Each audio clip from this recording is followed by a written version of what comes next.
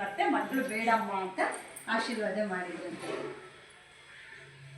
ಇದನ್ನು ಕಂಡು ಶ್ರೀಮಾತೆಯವರು ಆ ಮಗುವನ್ನು ಮೊದಲು ದುರ್ಗಿರಾಮ್ ಎಂದು ಕರೆಯುತ್ತಿದ್ದರು. ಆದರೆ ಗೋಲಾಪ್ಮ ಯೋಗಿನ್ಮಾಳ ಇಬ್ಬರೂ, ಅಮ್ಮ ನೀವು ಅವೆಗೆ ಹೆಸರಿಟ್ಟರೆ ಅವನ ಭವಿಷ್ಯವೆಲ್ಲ ಅವನ ಹೆಸರಿನಂತೆ ದುಃಖಮಯವಾಗಿ ಬಿಡುತ್ತದೆ. ಈಗಲೇ ಅವನು ಎಷ್ಟೊಂದು ಯಾತನೆ ಅನುಭವಿಸುತ್ತಿದ್ದಾನೆ, ದಯವಿಟ್ಟು ಆ ಹೆಸರು ಬೇಡ ಎಂದು ಪ್ರತಿಭಟಿಸಿದರು. ಆಗ ಶ್ರೀಮಾತೆಯವರು ಆ ಹೆಸರು ಬದಲಾಯಿಸಿ ವಿಜಯಕೃಷ್ಣ ಎಂದು ಹೆಸರಿಟ್ಟರು. ರೂಢಿಯಲ್ಲೂ ಇದು ವಿಜಯ ಎಂದಾಯಿತು. ಅವನು ಹುಟ್ಟಿದ ತಕ್ಷಣ ಅಷ್ಟೊಂದು ಕಷ್ಟ ಬಂದಿದ್ದೆ, ಶ್ರೀಮಾತೆಯವರು ಮಾಡಿದ್ರೆ ದುಃಖಿರಾಮ ನೀನು ಅಂತ ಕರೆದು. ಅದು ಒಂದು ವೇಳೆ ತಮಾಷೆಗಂದ್ರೆ ನಿಜ ಆಗೋ ಸಂಭವ ಜಾಸ್ತಿ ಇರುತ್ತೆ.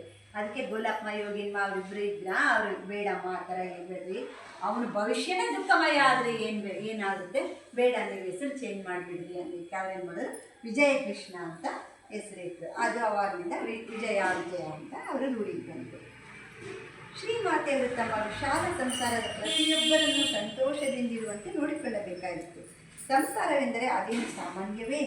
ಸುಖ ದುಃಖ, ಲಾಭ ನಷ್ಟ, ಕಷ್ಟ ಭ್ರಷ್ಟ, ಏನೇನೋ ತಾಪತ್ರಯ. ಒಮ್ಮೆ ಸುವಾಸಿನಿ ದೇವಿಯ ಮಗಳು ವಿಮಲೆಗೆ ಕಾಯಿಲೆಯಾಗಿತ್ತು. ಮರುದಿನ ಜಗದ್ಧಾತ್ರಿ ಪೂಜೆಯ ಸಮಾರಂಭ ನಡೆಯಬೇಕಾಗಿದೆ. ಇವತ್ತೋ ಇವಳಿಗೆ ವಿಪರೀತ ಜ್ವರ, ಕಾಲುಗಳು ಬೇರೆ ಬೀಗಿದ್ದವು. ಜ್ವರದ ಕಾವು, ಕಾಲಿನ ನೋವು ಇವುಗಳಿಂದ ಅವಳಿಗೆ ಪ್ರಜ್ಞೆಯೇ ತಪ್ಪಿ ಹೋಗಿಬಿಟ್ಟಿತ್ತು. ಒಟ್ಟಿನಲ್ಲಿ ಪರಿಸ್ಥಿತಿ ತುಂಬ ಗಂಭೀರವಾಗಿತ್ತು. ಡಾಕ್ಟರ್ ವೈಕುಂಠ ಎಂಬುವನನ್ನು ಕರೆಸಲಾಯಿತು. ಡಾಕ್ಟರ್ ವಿಮಲೆಯ ಕೈ ಹಿಡಿದು ನೋಡಿದರು.